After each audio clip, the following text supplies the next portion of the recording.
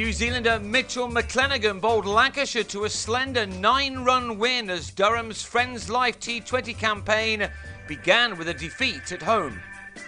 Rain in the afternoon encouraged Paul Collingwood to insert after he won the toss, and Stephen Moore and Ashwell Prince got the visitors off to a reasonable start by at least keeping their wickets intact while scoring at 7 runs per over after a rather scratchy beginning. Moore hit Mark Wood for a couple of boundaries in the 6th over, which ended with Lancashire on 40 without loss. Durham had to wait until the 11th over before they tasted success with the ball. Prince had just hit Ryan Pringle for a 6, but then he holed out to Gordon Mutchell to go for 32 and to end the opening partnership on 77. Pringle was then put over the square leg boundary by Stephen Croft as Lancashire looked to end their innings strongly with all of those wickets still in hand and some big hitters to come. Croft was out next ball as he tried to repeat the dose, but was bowled by Pringle to go for 10 at 94 for 2, with 7.5 overs still available to Lancashire. It was Simon Katich who boosted the total towards the end. The Australian looked in wonderful touch, as he so often does. He rather ruined debutant Max Morley's figures as the 20-year-old was hit for 2 sixes in his last over to end with figures of 0 for 41 from his 4 overs. Katich also took on Wood as his side ended their innings strongly, the batsman mixing some thumping shots with a little finesse, proving that there is still a place in this game for the older player. Moore did his job extremely well too. He passed a 50 off 40 balls and then looked to get his side into a winning position with some clever stroke play as he closed in on his best ever score in this form of the game.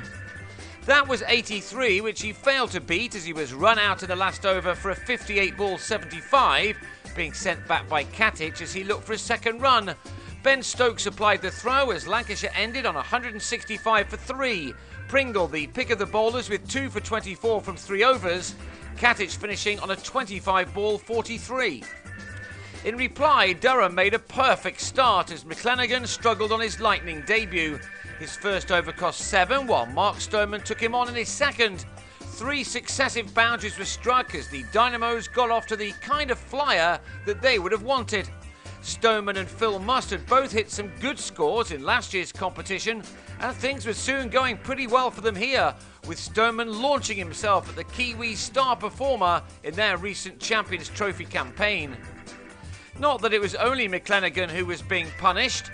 Stoneman also clubbed both Glenn Chappell and Kabir Ali for big maximums as he and Mustard raced the total along to 53 at way above the required rate. Alas, it was not a good delivery, but a mix-up in the calling which brought an end to the electrifying partnership. Mustard didn't want the run to Croft, who had time to take aim before firing his thrower to the stumps to end Stoneman's innings on 33, which had been made off just 17 balls.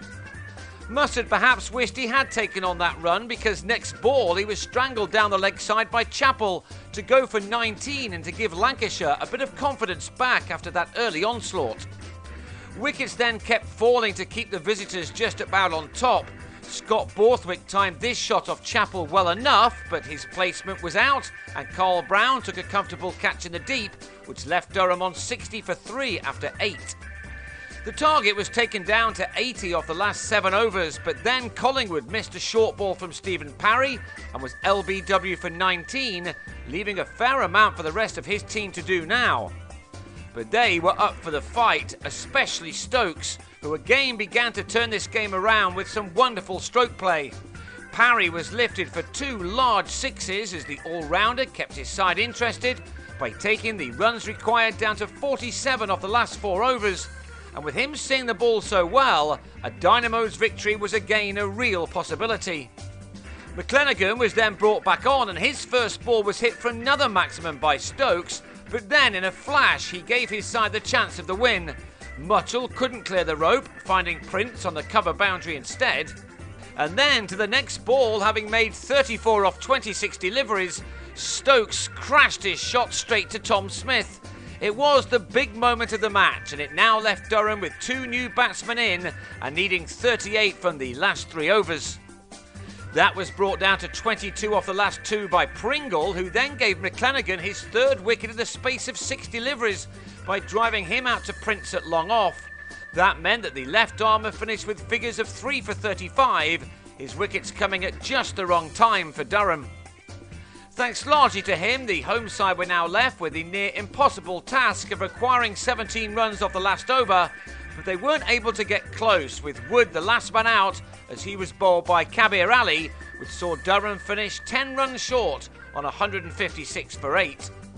They soon have time to turn that around, however, as these games come thick and fast. They're next in action on Sunday with a trip down the coast to Scarborough, where they'll meet Yorkshire, who also lost their opening fixture to Derbyshire.